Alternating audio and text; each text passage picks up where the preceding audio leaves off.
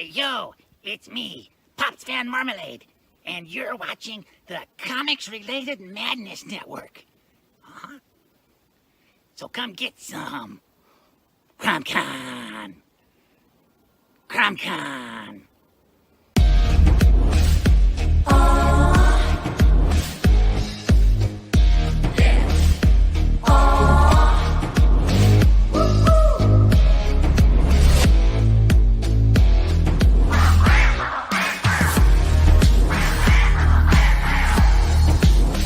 Your favorite podcast is Critical Blast. Hey, we want to shout out to our sponsors, Daytona Beach Comic Con. If you are a fan of comic books, if you're a fan of comic book conventions, and if you like meeting comic book creators and getting comics and comic-related stuff, then you need to make your plans to attend Daytona Beach Comic Con. This year's show is September 9th and 10th. Silverline will be there, so you should make your plans to be there too. We'll see you there. If you like comics and find yourself in the Orlando, Florida area, doesn't everyone come to Orlando at some point in time to see the House of Mouse? But when you're here, you need to make it a point to visit Coliseum of Comics, especially the one on East Colonial Drive. They carry Silverline comics, even a limited edition Coliseum of Comics version of our comics. So, when you go, be sure to ask for Silverline Comics and tell them we sent you. OCD stands for Orlando Collector Deviants. OCD, Steve and Trish. They're a family of geeks who promote geek things, particularly those around the Orlando, Florida area. They're big supporters of Silverline, and we think you should be supporters of theirs too. Go give them some love. If you are an independent comic book maker and you need to get your independent comics made, you need to look no further than Kablam Digital Printing. They print our books, and they do a bang-up job. They're not only trusted by Silverline, but many, many independent comic book makers. Head on over to kablam.com and see for yourself just how easy it is to have your comic printed by them. And tell them Silverline sent you. Hi, this is Tim TK, host of That Silverline Show on Tuesday. Join us at 11 p.m. Eastern, 8 p.m. Pacific every Tuesday night as we discuss pop culture and the joys of making comics. And I'm Scott Wakefield, host of Silverline's Wednesday Wham, where we talk about comic books and all kinds of great storytelling, sometimes with incredible guests. And we want you to join us Wednesday nights from 8 to 9 p.m. Eastern. We'll see you there. I'm Roland Mann, and I host Silverline's Silver Sunday. Join me every Sunday at 8 p.m. Eastern as we make mine Silverline.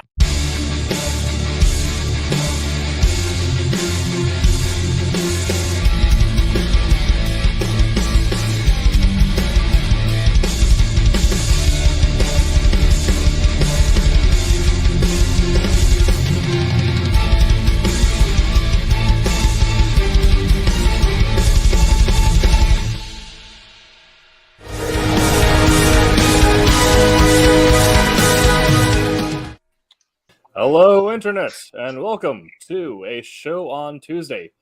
I'm your host, Tim TK, award-winning comic individual, joined, as always, by Casey Harris.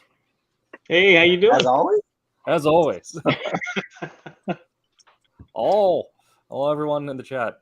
And we're also joined by, as always, Jose Fuentes.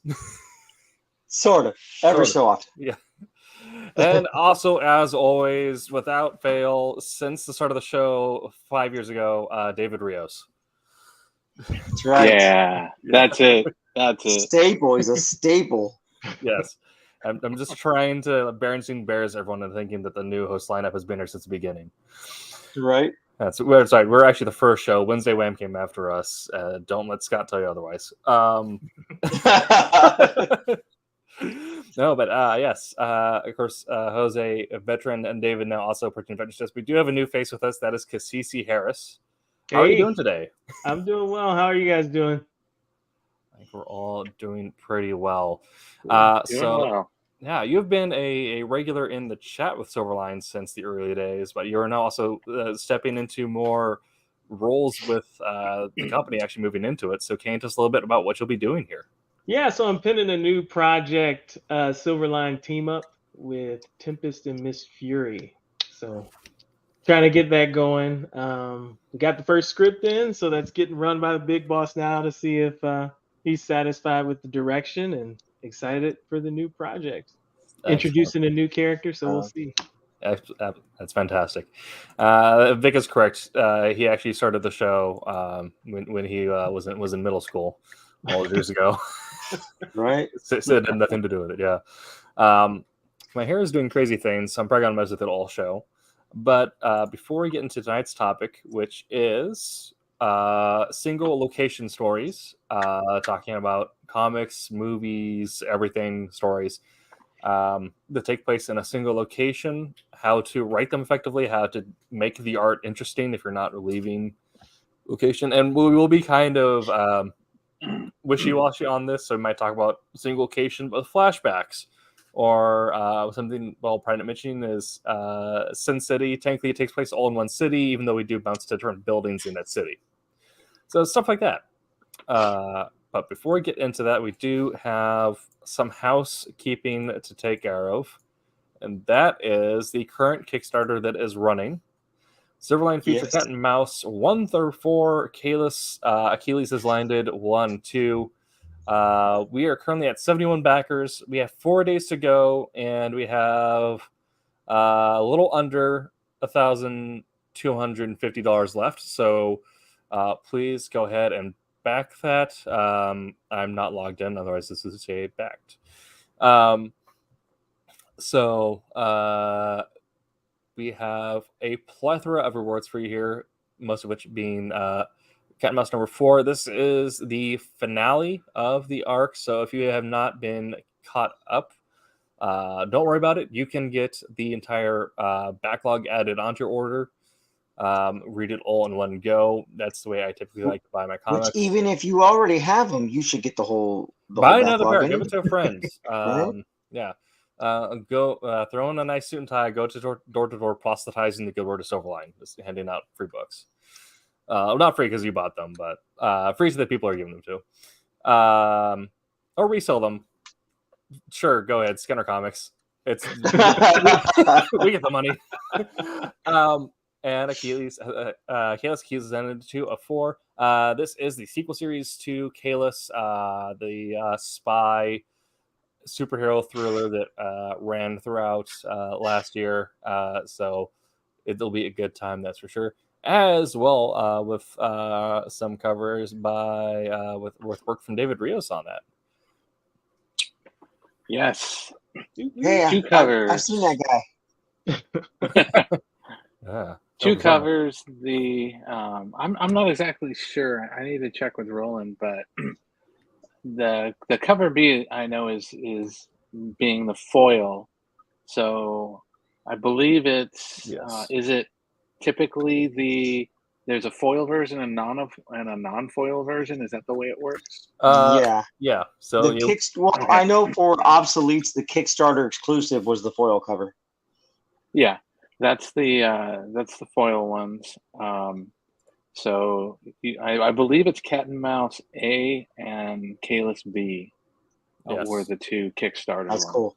foils. Mm-hmm. And as you had up there a minute ago, there's the quick brief look at the foil for both. That little video right above. This one is this one. That one right there. Yeah, both of them. Perfect. Yeah. Let's. It just shows them tilting it because it's real hard to. A lot of background noise. Yeah, it's really hard to see them across. So. Yeah. But I have finished both. Both covers are up there. Roland needs to put the trade dressing on the cover C. Yes. If you go to the updates tab and then expand that first section out there,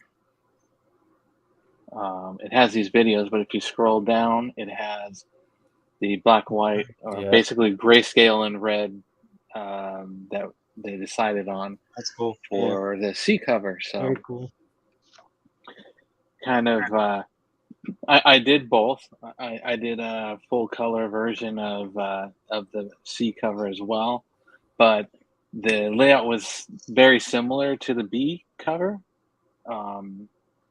Two characters on there. Colors were very similar because it's nighttime, all that stuff. So I kind of threw my hat to the wind and said, you know, what's been really popular now is a lot of the black, white, and red covers and stuff like that. So it kind of led to playing around with that for this, and yeah, I'm hoping it works. I just realized that that terrorists got knocked out of their sandals. Mhm. We're giving away feet for free on Silverline. So Right? yeah, Well, the other thing I did in there is I was originally trying to make, you know, the terrorist bad guy more in the red, Yeah. but looking at Scott, the character, it's like the thing that stood out was his hair color. He's got a very unique hair color, so I had to make that red as well to match with that. Otherwise, the rest of him's all in that dark gray, you know, nighttime, you know, kind of military suit. So yeah, I'm happy with it. So I think it came out really nice. Yeah. yeah, thanks. Okay. We do have, of course, rewards that come with all of these. Let's see here. This Tivrius guy does some great work. You guys should give him color in Wolf Hunter. You know, if I love Martine's work. If Martine ever needed to pack up, Dave would be one of my first picks. We do have our rewards listed here. You can, of course, just get your singles for $5 a piece. Right. Standard comics price there. We get to some fancier things for the variants, still only $7 a pop there. If you want to get both, we're just going at well, Digital Double is $8, so that's cheaper than your average Marvel trade if you get the single. So, or not Marvel trade, but Marvel floppy if you get it a single. So, you know, we're packing a bargain now. So, That's right. Go ahead and buy in volume. There's also a discount too compared to the individual issues. Like if you go with both the A covers or both the B covers, it's, you know, like it's $1 cheaper per book. Per book, yeah, absolutely. So there's some stuff on that as well, and then you can get the foils. But what you really want to be down at is here in the catch-up section. That's where I really want to go. Or you know, just casually go to the retailer tier, open up your own comic store, and start stocking Silverline. That's really what you want to do. But not to be pushy. Not to be pushy, but you know, just take out small business loan. It's no problem. We're trying to jumpstart the economy here. It's the Silverline stimulus package. That's right. We're incentivizing you to open up new stores. But yeah, what we have here is the Cat and Mouse catch-up sets. This will get you the entire series. So if you have not read any Cat and Mouse, we'll get you covered there. We'll get you everything you need. Same with Kalis. Achilles has landed. And of course, we do have the completionist packages that will include all the collectible variants. We already have some backers at those tiers as well. And we do ship anywhere in the world. Some companies don't ship to Vancouver, Canada because of the weird shipping laws. We say nay to that. We finagle the legal work for your comic enjoyment. But yeah, that is where we're at. We do have 4 days left, so go ahead and get yourself some dope comics. And if you want to get anything added on, we do have t-shirts for each franchise now, as well as anything that you've missed. If you want to get yourself a Wolf Hunter t-shirt, go ahead and back that. Select yourself a Wolf Hunter t-shirt. You really want the Wolf Hunter t-shirt, buy the Wolf Hunter t-shirt. I'm not biased. If you missed any back, not at all. No, not one bit. Yeah. And if you want to catch up on any of our previous series or anything that's currently running, go ahead and select an add-on when you get there. You can start reading Divinity. We have 1 through 3 out. Number 4 is, I believe, slated to be soonish. I'm not entirely sure since I've got an update on that. Sirens, if you want some cool Louisiana mythological mystery going on there. Also, not biased. I totally didn't work on the marketing for that. That's fine. Go ahead and get yourself some dope comics. Wolf Hunter, of course, naturally. And we do offer trades as well. So if there's anything that you like, if you want to catch up on Kalis, Mantis Files, Tiny, or our holiday special we put out in 21. Did we not do one last year? Guess we didn't do one last year. Mm-mm.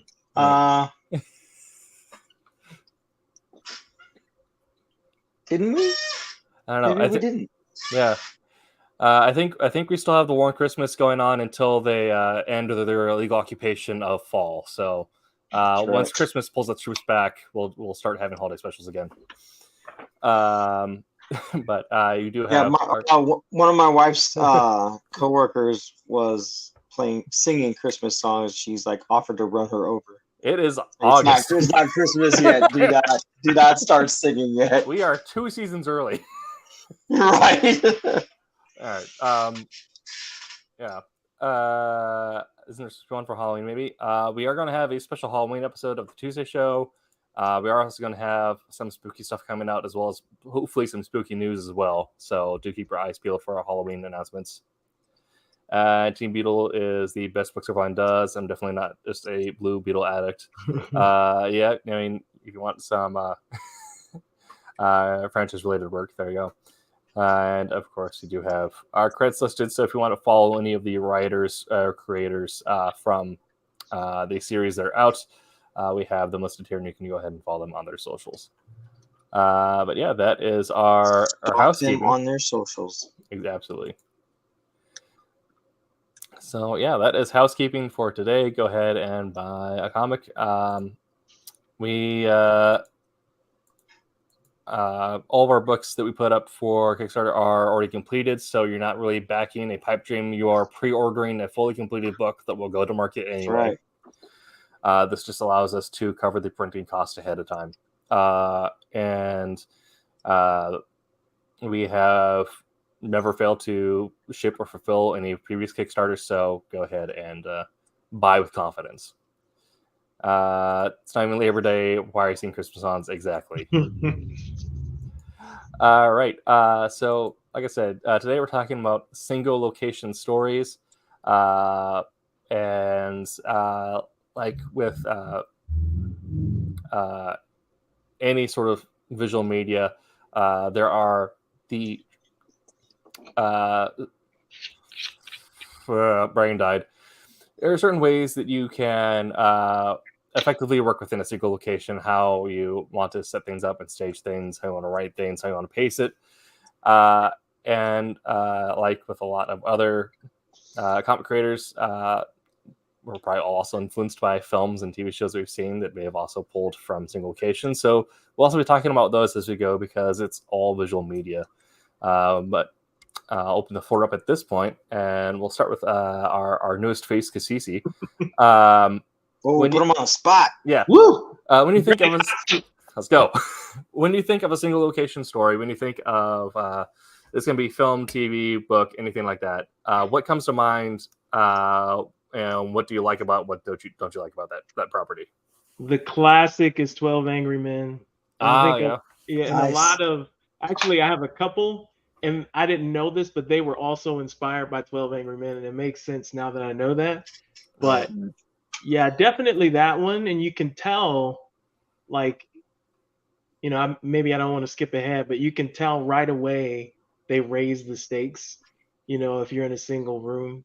Yeah. And so being able to make a judgment or come into a decision on a person's life, you know, and then that constant tension throughout the room. Every time a point is presented, you have to create tension and do the counterpoint. And so you kind of lose the background in the discussion and the point and counterpoint so much in that film that, man, you don't even realize it's all taking place in one room. So it's kind of the best example. Absolutely. And then I have another one after that, but I'll save that. Okay, sure. Jose, what about yourself? Man, I don't know. He said 12 Angry Men. And I was like, wait. I got nothing. 12 Angry Men? That's freaking awesome. All right. Well, we'll come back to Jose. We'll give him time to percolate. Yes, come back. Yeah. It's putting the coffee in the pot. We'll let it brew for a little bit. That's right. David, what about yourself? All right, I brought a visual aid. The PowerPoint comes out. This kind of ties into the initial conversation about, you know, flashbacks and stuff like that. I have to take my visual aid, and this is, if you're familiar with our Wednesday night show where they have to always bring up, Star Trek, Star Wars, continuously, each episode. I myself have to bring up Grendel, Yes. and for me, I have the 3 black and white original Grendel series that started it all. The unique thing about this particular story is the entire story itself takes place on the rooftop of a building in the final battle between Hunter Rose and Argent. There are a lot of flashbacks, which basically takes you into the storyline that brings them up to that point. The unfortunate part is that's as far as they got. Only got up to 3 issues before they pretty much had to cancel the line. But what Matt Wagner, the creator of Grendel, did was he kind of looked at this story as a kind of a first draft prequel, and came out with a second book, which was actually a backup feature in his other book, Mage, that basically expanded on the story and went through the entire thing back to the this battle. And but the concept was still the same of what got them to this place and what the end result was. And it was, for me, it was a great story, about them basically, putting out all their demons and what they hated and what frustrated them, what got them to this point. So for me, when it was like, what single location, the rooftop is what stood out for me and what I started to think about on this. And it brings me back to other mediums where you see things like the people that get stuck in a mine, or locked in the they go into the freezer section and they get locked in and are waiting for somebody to come through and let them out at the end of the episode, but they spend the entire time going through and reflecting on whatever issues and personal issues that they have and all this stuff before they come. So when I think about single locations, it's stuff like that. It's like, where does it start? And at the end of the episode or issue or series, where do they go from there? And Vic, I see that you've never read it. I highly recommend it. If you can find, they've reprinted it a lot. Devil by the Deed is great. No. It's about the main character of Hunter Rose. Kind of think of him as a bad version of Batman, like an organized crime member of Batman. He's very smart. A lot of things, has a few toys up his sleeve, but he's got a lot of money because he's stolen it from people, and cool stuff. So there's some books. There's actually, if you like it, there's actually a crossover, 2 crossover series with DC, Batman Grendel and Batman Grendel 2. The first one series has Bruce Wayne and Hunter Rose, whereas the second series has Grendel Prime and Bruce Wayne.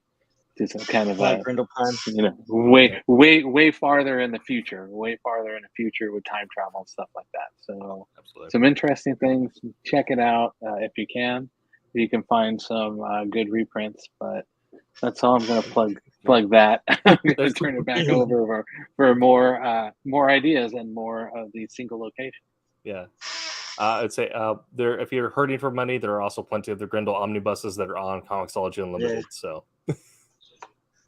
yeah. but read them physically. Read the floppies or find the graphic novels. You hurt my soul when you say that, Tim. It's like a stabbing right into my heart. I am read digital comics. I'm a man of the working class. I try to find them the best deals possible. Hurt me, Tim. All right. Man, So now Why at this that- point, Yes. has the coffee maker or the Yeah. the percolate or brewing and all that stuff come to you, Jose? Have you come why up do you with guys hate anything? me? Oh, we love you, Jose. We don't hate you. Love to see me suffer. I don't know. In regards to like maybe movies, maybe it kind of takes place in like a town, but like it takes place in like one spot. Was it the First Saw movie? Mhm. Yeah. Yep. Yes. So Yeah. I thank my son for knowing that. If he were still awake right now, he'd be like, "Dad, thanks. Yeah. That's amazing." Yeah. Also helped originate the idea of like the classic slaughterhouse Yeah. horror movie. Yeah. Or bringing it back to like what the classic Slaughterhouse, Yeah. kind of used to be. Yeah. I just actually recently saw Voyage of the Demeter, which also wasn't going to be my pick, but I'll take that as my pick. Just takes place on the Demeter, and it is a slaughterhouse vampire movie, and it's fantastic. Dude, I'm so jealous of you right now. I wanted to go see that, and I wanted to go see it at the Cinebistro, where like you sit back and like Oh, they yeah. feed you. Yeah. But we didn't get to go. My wife had to go deliver babies and whatnot. So. That's unfortunate. Yeah. Not for I the don't want to go babies. see Turtles, though. Here's another example. Sorry. No, go for it. Sorry, just popped in. Thing that my dad loves is all of the submarine movies that take place, like Hunt for Red October. Yeah. Yes. 20,000 Leagues Tide. Under the Sea. Yeah. It's Everything like with Kurt Russell. No, not Kurt Russell. What's his dad's name?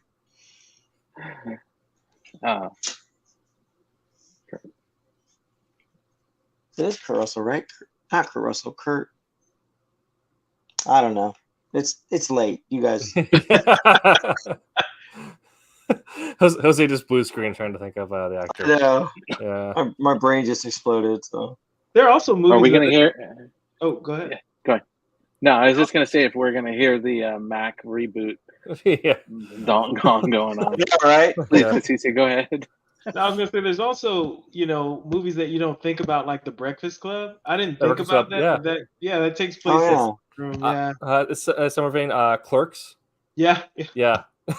Yeah. It's kind of a observation where like we've so far mentioned a lot of things that work in single locations by building tension, a lot of mystery, murder type stuff. I wouldn't know if like Slaughterhouse rides the line of thriller and horror, but you can also use the single location really effectively if you know how to do comedy. Like the TV show Supermart is super funny.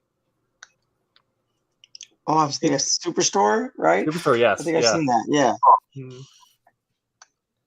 Also, Clue, the OG amazing Yes.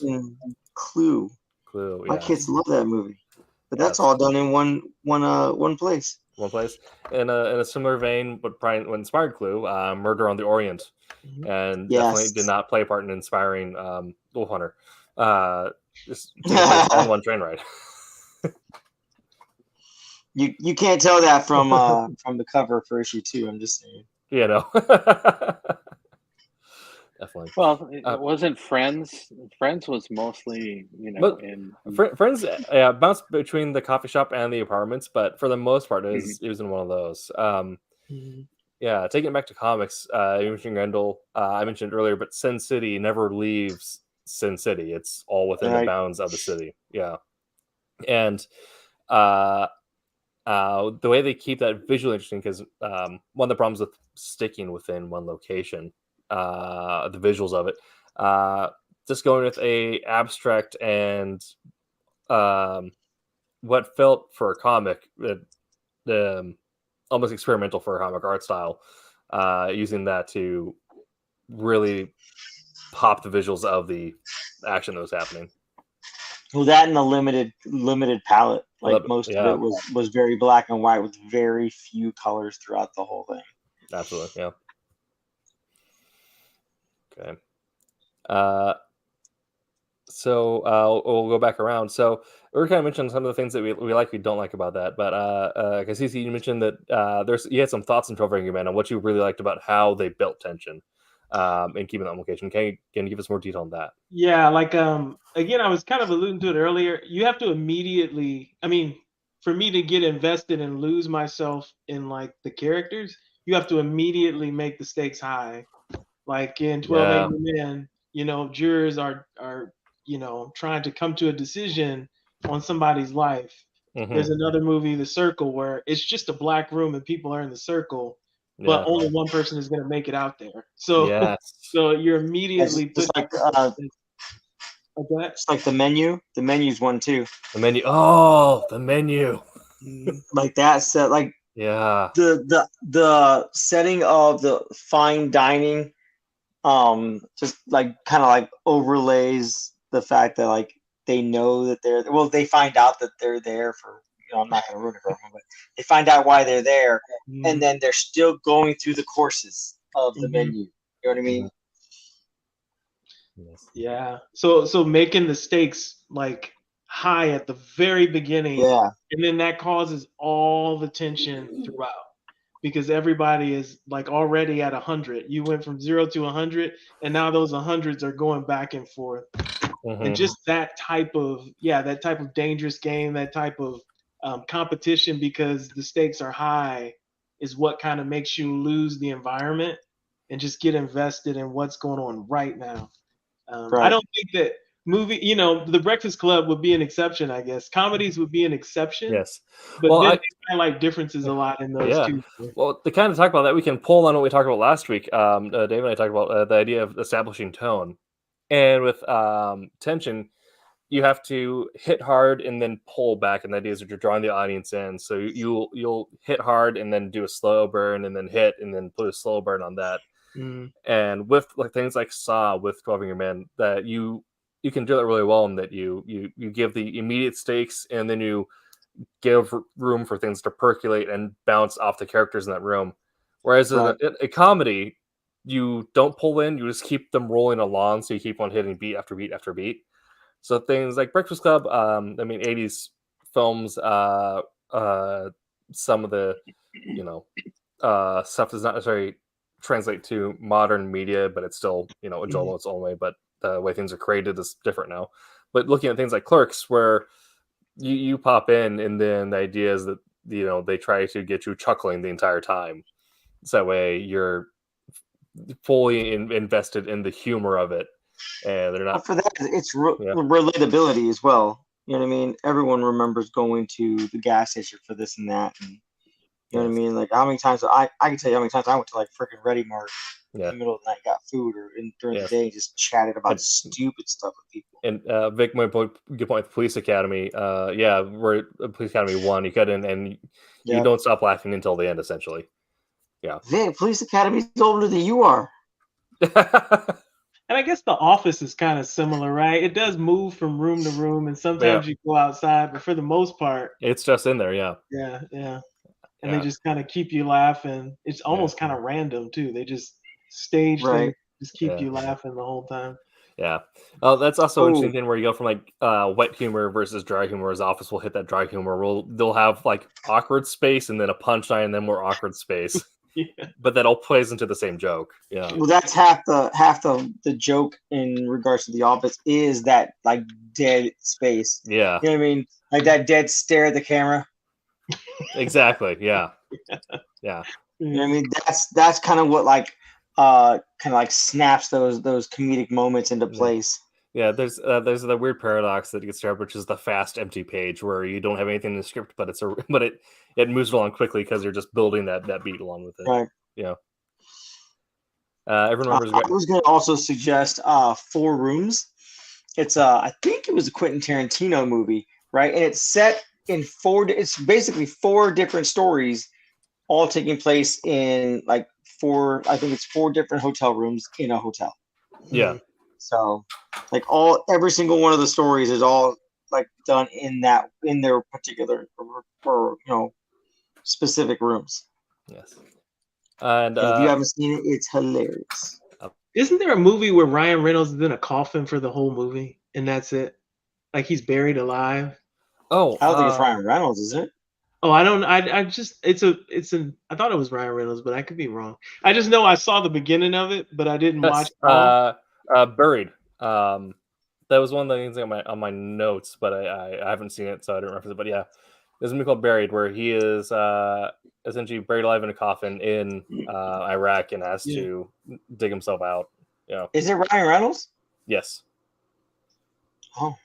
Yeah. Cece, I apologize. You were right. Hey, I didn't know. I barely remembered it. I remember seeing the beginning, and I was like, "Is the whole movie this?" Right. Yeah. Oh yeah, was it that other movie with the hiker? Was it 48 hours, something like that? 28 From- hours or something. 28. Yeah. Or yeah, That's the one with James Franco. James Franco. Yeah. James Franco. That's what it is. Yeah. Yeah. Yeah, that's based on a true story, right? Where the dude had to cut off his arm. Yeah. Yeah. Which is what you should be doing to get your hands on these sweet Silverline comics. That's right.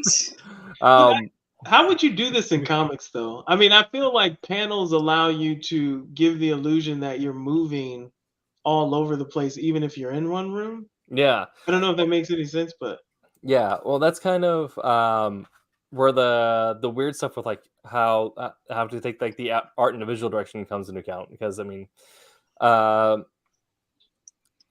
looking at something like Sin City, where they use unique art style and to really draw in the vision of the setting, but you also have things like I guess to be topical, issues of secret invasion where they never leave the helicarrier, but they'll have purple and green shading and different things to play with the emotional attachments to each scene. Essentially, you got to map out them practically. Just more. Yes. That is the thing. Is like a part of world building. Is building your mental map, and if you're being expansive, you can be kind of loosey goosey with what your world map is. But I think one of the tools that you get to play with more so with a single location is you get to be more in depth building a single location as a world. So say you're writing something like Voyager of the Demeter, or even if you're like adapting Dracula, where you're all inside you're just inside Dracula's castle. You're mapping out the study, the library, the dining room, and then you get to play with your artist and like, all right, how do you want to add like a visual identity to each of these scenes? Kind of to your thought on building tension immediately. What I thought, the Voyager of the Meter, I give it like a 7 out of 10, 8 if you like vampires, just because I like vampires, so it's fun. But it's a decent Slaughterhouse film. You get what you get. But building the tension immediately, one of the dock hands notices the black dragon on one of the coffins being loaded onto the boat, and runs off saying, "There's a devil on board the ship. You're not going to make it to England." Mm-hmm. And then the movie starts from that point on, essentially. So you get this really fun inside incident from the get-go of if you're familiar with the lore, you know what's going to happen. But even if you don't, now the mythos gets injected and the threat gets injected. But can you do it from a single room? Like, I get giving identity one room, okay, yeah, but and I get, again, I feel like panels don't, you can escape the idea of a single room with panels very easily, right? Angles hit different in a comic than they do in a movie because you don't have that continuous flow. So it'd be interesting how well you could tell a story without flashbacks, without any of that, just in a room, in a dark space. Like, for instance, Circle or 12 Angry Men, where there's it's just one room, right? All right. be interesting. Yeah, to get that, I feel like you'd have to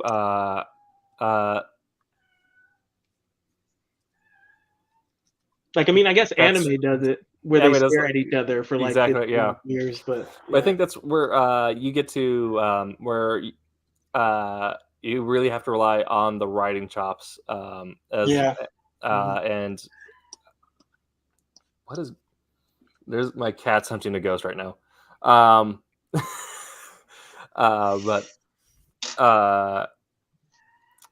my mind kind of it doesn't all happen in one location. My mind immediately goes to Sandman and Morbius stuck in the ball for so long, and just how many panels we got of naked Morbius sitting there reflecting. But it's one of those things where the art is by itself is kind of surreal, so you're not quite sure what you're looking at until it's made apparent. But just the way that the dialogue plays on the page, the mental captions, I feel like knowing how to build that draw in, so knowing how well you want to do your pacing, how hit them over the head immediately with something, draw them in, and then slowly build tension, pulling the reader in until you're able to move into another panel in that room or something like that. If you're doing something opposite and something along the lines of like Clerks, you want to immediately hit the slapstick and then don't stop. Right. What if you only did splashes? I mean, I'm sure the artist would appreciate that because you're only making them draw 22 things. I'm not sure. I mean, it'd be an interesting experiment for sure to do an only splash comic, but I mean, only like double page spreads across the whole thing, except for like what page 1 and page 22 or yeah. whatever. I mean, that'd also be like the struggle of writing like a piece of flash fiction or a short story, and that you only have 22 giant. Well, you have giant panels, so you can fit a lot of dialogue on there. But yeah, well, we'll get some thoughts from the artists on how you do visual direction from a single location and then boiling it down even more to a single room. What do you guys think? What would that look like? I think single location would be fairly easy. I mean, depending again, like you said, it would depend on the writer and how well they describe their particular situation, the scenario, and everything. Doing it all in splash pages, I don't know if you could tell an effective story with just splash pages, because when you do paneling leads the eye in the direction of the story you want to tell, even if it's. So I know a guy that wrote, what was it, 12, 16 panel page, and all it was like a dude walking down the flight of stairs, right? Mm-hmm. Because he was at the roof and he had to get down because the bad guy was on the ground floor, so he had to go down the flight of stairs, and then like across the panel, like I think by the third row, you see him go back up to go to the bathroom, and then back down the rest of the way. Oh my god! That was like the best a bit of story. Like I mean, but even that was like it's paneling. That's not. Well, I don't necessarily say that you can do all splash pages and tell a good story. But it gave me a thought of something like Department of Truth, when they had an issue where one page was like 9 panels. It was all like a stained glass collage, and the characters moving through the stained glass of the church area. But they did have an issue where it was all in one room where they were the guys in the band. They were in the watch room with all the CCTVs set up, guns by their sides, waiting for something to happen. And you got some really cool panels of how they'd be essentially doing everything where they're interacting, spaces in the room would shift. And of course, the theme of the comic plays with liminal space and the idea of, the public manifestation alters reality. Mm-hmm. So they're able to warp reality in fun ways. So if you're throwing in ways that allow you to distort your sense of reality, I mean, being stuck in a single room is inherently claustrophobic. People are going to go insane. So finding ways to mess with the reality of the situation or to visually mess with that, because you might have things where you might have a thing where the page is the guy just walking across, make it look like a splash, but the guy's just walking across doing different things on the page, just to make it visually distinct. Mhm. Right. David's deep in work. Dave?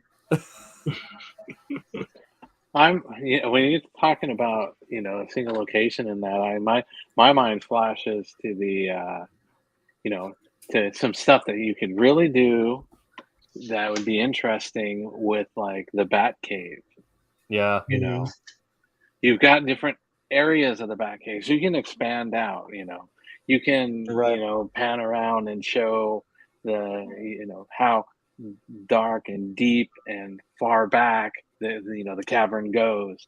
That's where you throw in a lot of your mood lighting, like some of your kind of yellow light and stuff like that. Yeah. But then you can shift stuff around. You can bring. Sorry, a cat in my lap here. Our cats are being weird. Go on. So you say Tim as well. My wife's laughing.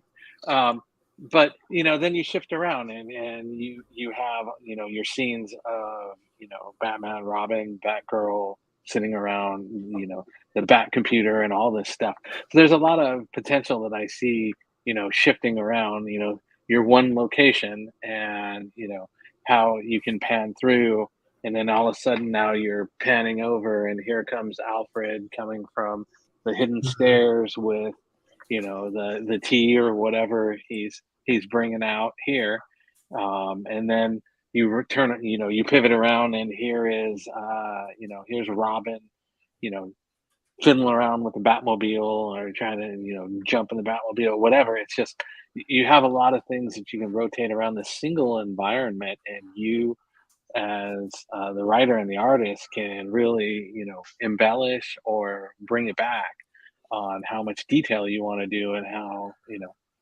do you want to just sit there and focus on Bruce Wayne's face for most of the time, or or do you want to have all the other elements and the antics and things going on? So there's a lot of things that you can do in that type of situation. Yeah. Let's see there. Well, that's kind of the Vicar says that Batcave was kind of like not even Enterprise. Well, that's kind of thing is that that's a single location just means a single location where like the city itself of Sin City, or like you said, San Francisco can be one location, but then a single room story is a subgenre of a single location story, which is inherently trickier to do. So talking about how to do, if you can figure out how to successfully do a single room story in a comic, I feel like you can successfully do a single location story. Mhm. The Wayne Family Adventures webtoon. I mean, yeah, I mean, kind of same thing with if you look at the Visions. Eventually, they leave the house, but for a little bit there, it's just the Visions in a suburban house, and that's the comic. And kind of that same deal of moments of when you focus on character, when do you pull back and realize how kind of surreal it is to just have people like superheroes interacting normally in a suburban setting where you just kind of get almost the wide shot of people sitting at a dining table, and when do you throw in bits of mood lighting or bits of color adjustment that can make Always. things, You always yes. throw in mood lighting. Always, yeah. Everything is just purple and blue all the time. That's right. Absolutely. Doesn't matter who's in the scene. You should be hearing some Marvin Gaye in the background. Oh wait. Jose's thinking back to How would you visually throw in Marvin Gaye? the visual elements of Marvin Gaye. But I would figure it out That's I'm curious to see how he would throw that like in. three panels in the mix where they're just staring at each other, like, right into each other's eyes. The reader will just instinctually like, I've been really trying. You know what I mean? Yeah. It's gonna be over, and then like, oh my gosh. Yeah. If you want to go Earth, Wind, and Fire with that, you Earth, Wind, and Fire. You cut to the outside, you see the fall leaves falling. It's getting dark a little earlier. You cut in, everyone's staring at each other. You pop the date, September 21st. Everyone gets this on. Right.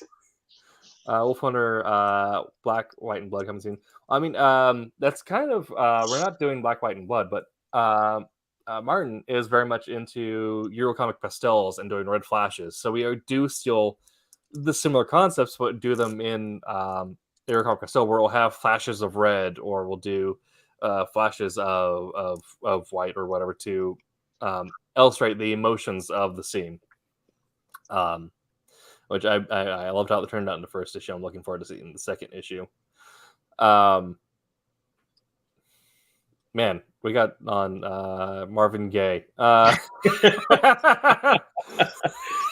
kind of person? There's our does that? tangent. There's a tangent. I actually know what happened after I was about to go on another tangent, where I was joking about how Jose was flashing back to when he was working on a different kind of single location comic that sold behind the beaded curtain at conventions. I did work on that book. Shh, don't tell nobody. Yes. Okay, my brain just I blue screened there. So does anyone else have any thoughts or questions? You beat a curtain yourself there. Dong. Yeah. Yeah, I entered the pearl room. I'm coming back. Right. I have a question. So if you could pick, I mean, there's a ton of characters. If you could pick one character that would be fascinating to have a one-room story, which character would you pick? I'm thinking Jean Grey, but but I don't know what, or any Professor Xavier too. I'm thinking any kind of. Well, I was thinking like how those archetypes would play well in that scene, because I could see like a Jean Grey or Professor X really well in that kind of scene, given how cerebral they are and a lot of the storytelling is, and they'd probably give them a lot of like the fact that their heads are never quiet. So right. My thought would be something. I would say one of two, either V from V for Vendetta, because I feel that his dialogue to himself, you know what I mean? Oh, it's so good. Yeah, it would just lead to such a great like particular scenes. Or David Holler. Oh, well, here's the weird thing. Your brother can converse with himself. Yes. So, so something we mentioned we haven't really touched on, but the idea of technically a type of single location story is something like a memento, where it's where you mix in flashbacks with a location. The Legion comic, the single run by the solo run, that could be that could be a single location, because he never leaves that rundown building. My thought would be someone like a Morbius, that archetype of someone who is just very good at monologuing, but is also will take 50 years to plan a single move. So giving that time to plan something out. And also if he's trapped in there with someone else and them reacting to this person just processing something. So imagine if you just have someone who's very like a very normative, very standard person, like an audience insert, watching someone like that operate. You'd just be you'd think that they were psychotic because you wouldn't know what's happening. Vic asks, "What's a Marvin Gaye?" But then he has to You're not old enough yet, buddy. Golden Age Green Lantern in a wooden box. Yes. And the TMNT. I mean, yeah, there's several. They have several issues where they never leave the sewer when they're fighting the Foot Clan or the Cyborgs. Yeah. Dave, you have any characters or any archetypes that you'd want to explore in a single location? When he said that, out of the blue, out of nowhere, Alf popped in my head. No idea why. Alien life form, Alf? Alien life form. Nice. Alf popped in my head. Originally, I guess that's a single location. He never left the house, did he? No, yeah. Alf. I don't know why it popped in my head. I mean, the first thing that popped in my head was Bone, and then I shifted over to Alf. Oh my God. Speaking of Bone, didn't the dude that made Bone, didn't he have to have heart surgery and whatnot? I'm Just want not. to put that out there. I'm pretty sure I saw something on on Facebook about it. I could be wrong. That was Jeff Smith, right? Yeah. Let's see. Yeah, no, I hadn't heard about that. I could be wrong. He had a cardiac arrest, so he's currently recovering from that. He had to cancel his tour, but he's looks like he's recovering now. So hopefully, he has a speedy recovery. Right. Yeah, there's a lot of us long term that are getting older and getting affected by a lot of that stuff. Yeah. It's a good thing I'm gonna live forever. There you go. I'm fairly certain that Alan Moore is going to live forever. I'm pretty sure he is actually a He's already a vampire. He's either vampire or wizard, or one of the eternal freaking dead. Yeah, he might be a vampire wizard. Alf left the house on many occasions. All right. My Alf knowledge, Alf is not something that I've committed to memory, so you can tell me anything and I believe it. Let's turn this around. Vic How knows do you who know Alf who is, Yeah, but Vic. not Marvin Gaye. I was just about to say that. That's fair. That's fair. If you had to stick Marvin Gaye in a single location,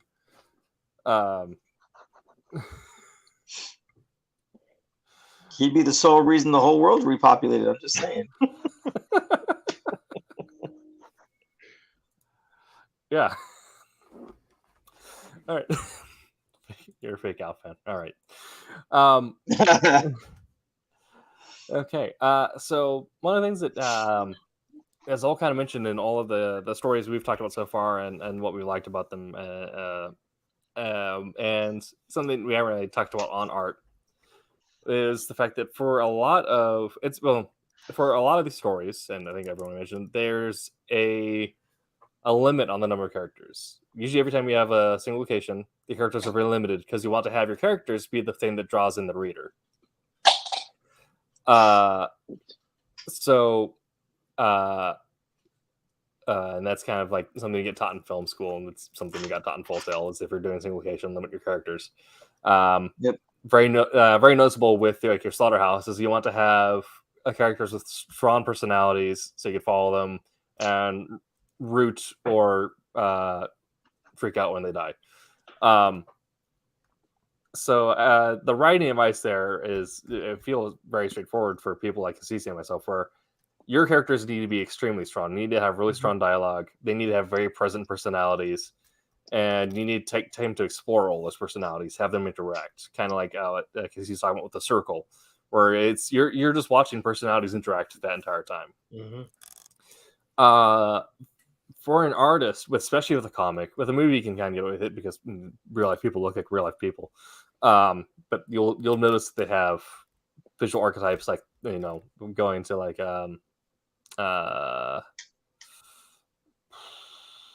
wow.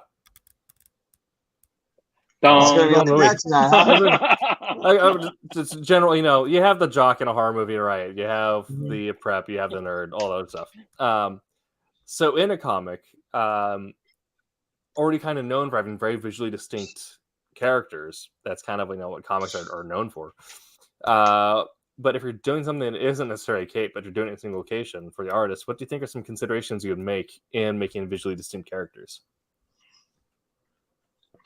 Well, you had said that in like Full Sail and film school and whatnot, they were told you have limit the amount of characters you have, because it tends to pull away from, like, to me anyway, the drama of the scene that you're setting, right? So if you have something going on in one location, then there's a good chance it's going to be either a pivotal scene or something you want the readers to pay attention to focus in on, right?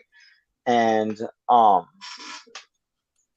totally forgot where I was going to. It's like that, Tim. It's your fault. But I was just wanting to comment that that you would limit the amount of characters you have, right? Because of that, because you want to create that intensity for the particular scene. If you have one person there and he's going to be like, like I said, Morpheus sitting there and he's dialoguing the entire time, you know what I mean? That's because you want the reader to read the dialogue that you're putting on there. If you have one person, it's usually going to be a moment where they're like going through something introspective, you know what I mean, and like fighting with themselves, almost like Gollum. You know what I mean? When Gollum was like kind of wrestling with himself when they're on the side of the mountain and whatnot. Absolutely, yeah. That's the Lord of the Rings reference, guys, just so you know. Marked off the bingo card. That's right. Yeah.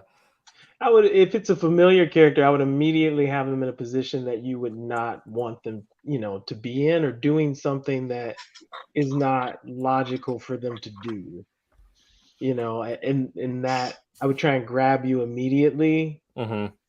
like that, if I couldn't change their visual in some way. So if I had to keep them in their same kind of garb that they normally wear, I would immediately put them in something weird, like a weird angle or in a weird kind of position or something, to where it's immediately grabbing you that this is awkward.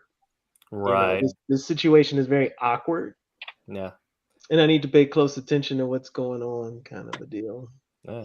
How many times did Marvel throw freaking Wolverine into like a scene where he's going crazy nuts on something, or like, craps hit the fan, he's got to be running through the sewers, and it's what I mean, it's just him. Everything is dark, and then you just like see like the barely lighting on his face coming out and whatnot. It's mostly like teeth, yeah. Yeah, right. Teeth and claws and all that's just like that falls under like mood and setting and whatnot. But that's still that's. Yeah. Vic kind of mentioned if you only have 4 characters, you better fix that same face switch. And I mean, obviously, like you'll have like visually distinct heads, but that's something I noticed on, especially the indie comics, if they're being more toned down and more dripped on personality, you'll notice that the artists will take a lot more time to focus almost on micro expressions, which is a whole other bowl game. You learn your anatomy, but then learning how people actually express stuff is like a whole other thing. I agree with that. Yeah.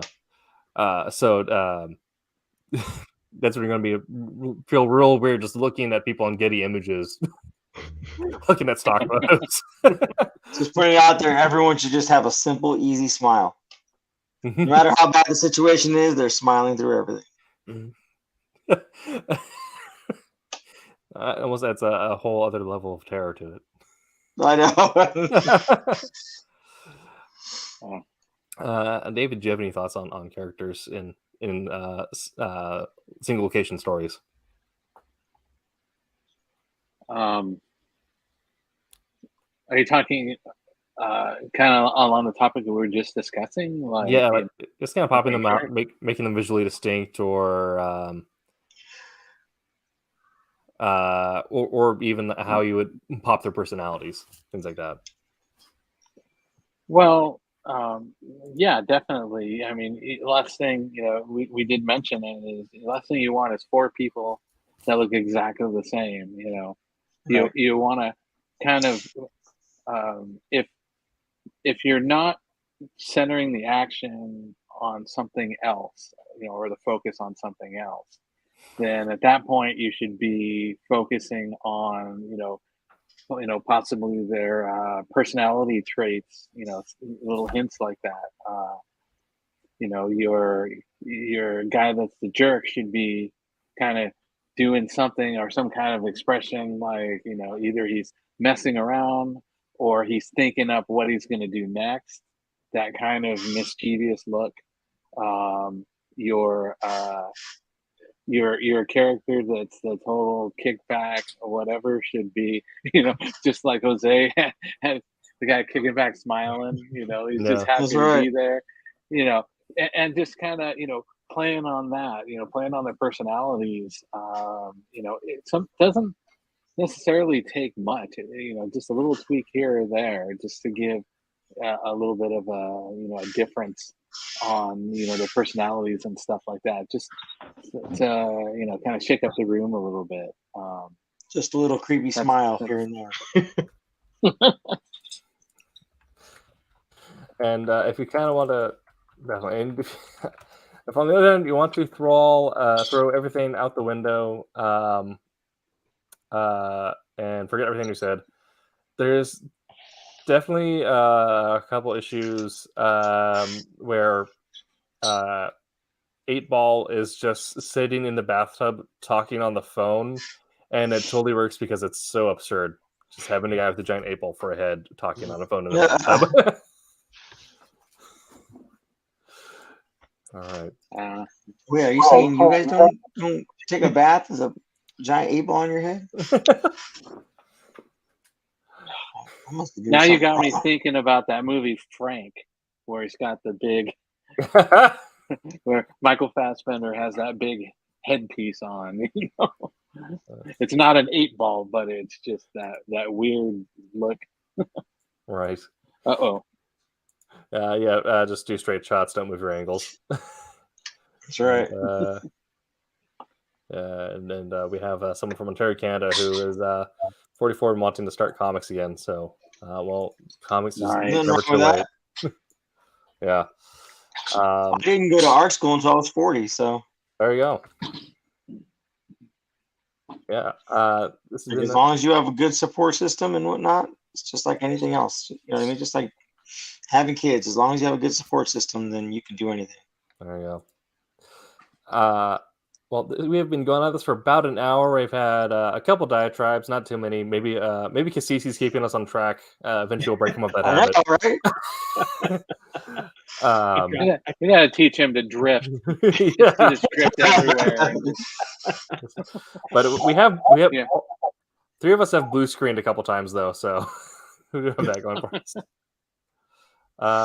Is over 40. Insert your inner Alf here. Just throw an Alf there every once in a while, and you should be good. Definitely. But before we end, I'll open the floor again. So, does anyone have any thoughts that you really want to talk about on single location stories? Don't do it. Go ahead. Go ahead, Cassisi. I think when they're done well, they're some of the best stories. Right? 12 Absolutely. Angry Men, Circle, Platform. They are the most thought-provoking movies because you're not invested in any other distraction but a story. Exactly. And so really, it's almost a goal. Having this discussion tonight, it's almost a goal. Man, can I write a story that is just a single location story? So now, challenge. The challenge is accepted. I'm gonna see if I can do something. As long as it's not all splash pages. Yeah. Yes. Can I write something that has such strong characters with interesting dialogue in a way that presents visually unique that will keep someone interested for 22 pages without leaving a room? Yeah. Absolutely.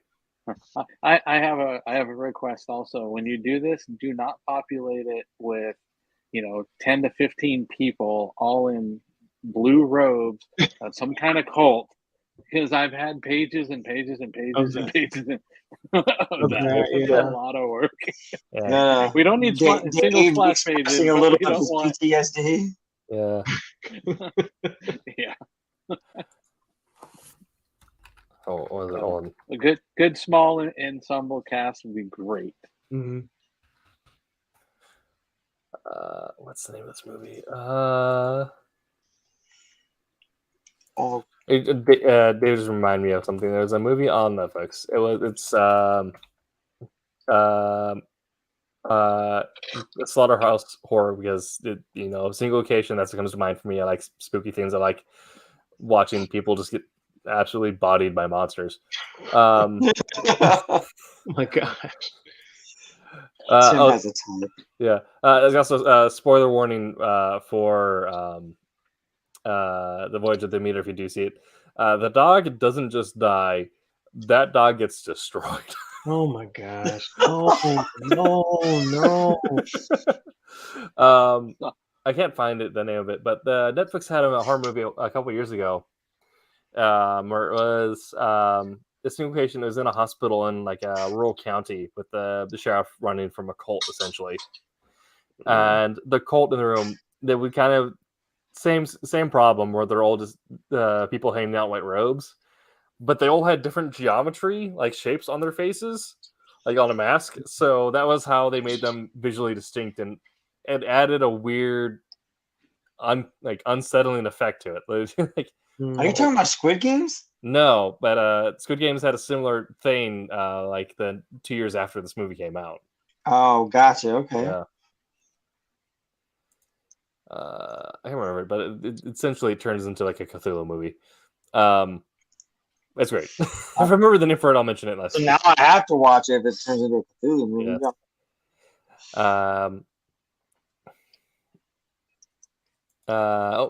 Vic, are you going to be on the Wednesday show? But yeah, this has been. If you're going to be on the Wednesday show, I may have to pop in and watch it. But Teen heartthrob, is it going to be Vic? Is Vic a teen heartthrob? I don't know. So I don't know if you can be a teen heartthrob and not know who Marvin Gaye is to Vic. Right. I don't know if you can legally say teen heartthrob anymore. Oh yeah. Yeah. But yeah, that's kind of my thoughts on it. Jose, David, Amy, and any closing thoughts? No, I mean, Not really. Okay. if you have a good writer, like I said, if it's written well, you can do single location stories. You know what I mean? Was it Mary Shelley's Frankenstein by, I think, was it Avalanche or Avatar Comics? Is all set in one house. The house that Mary Shelley wrote Frankenstein in, it's all Right. set in that house. You know what I mean? That's awesome. So yeah, and it's a great story. Like I freaking love that, and that's got minimal colors as well. Like most of the tones in there are red. So like it can be done. You just have a writer that's willing to take that chance. Absolutely. I will say it. You will take time to figure things out and make it work well, but single locations I feel like are for both the writer and the artist are a really good place to start experimenting and trying unique ways to change your storytelling. Yeah, definitely. Because I mean, by limiting yourself, you know what I mean. You're kind of allowing yourself to stretch that muscle. You know what I mean. Be it a writer or as an artist, it's allowing you to stretch and like have to like kind of think outside the box to make the story happen. You know what I mean. Make it a compelling story enough that somebody wants to keep reading on, and you know what I mean. Keep seeing where it's going to lead to. Yeah. Absolutely. Well, this has been the Silverline Show on Tuesday. Before we wish you a good night, make sure to check out our Kickstarter. We do have 4 more days to go.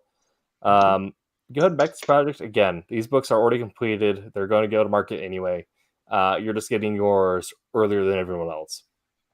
So, and possibly get your Kickstarter exclusive. And they're going to be way cooler. We got some juicy exclusives for you. So go ahead, get your exclusives. Yeah. Yeah, get your exclusive covers, get your foils, order all your t-shirts and back issues. Just get one of everything, call it a day. Right. Yep. And if you see Tim, he'll sign your t-shirt, maybe even your forehead. Doesn't even need to be Wolf Hunter. I'll sign any t-shirt. Yeah. I know, right? Show up in a Cat and Mouse t-shirt, I'll sign it. Yeah. That's right. Combo Man t-shirt, he'll sign it. Oh, Marvel, hire me. I got a Combo Man script sitting. Let's go. All right. That one's on the bingo board too, Dick, in case it's on the back. Yeah. Yeah, exactly. All right. Well, this has been that Silverline Show on Tuesday. Be sure to check out Wednesday Wham and Silver Sunday, 8 p.m. Eastern Time on those days. Now featuring 100% more Vic. So that's right. Make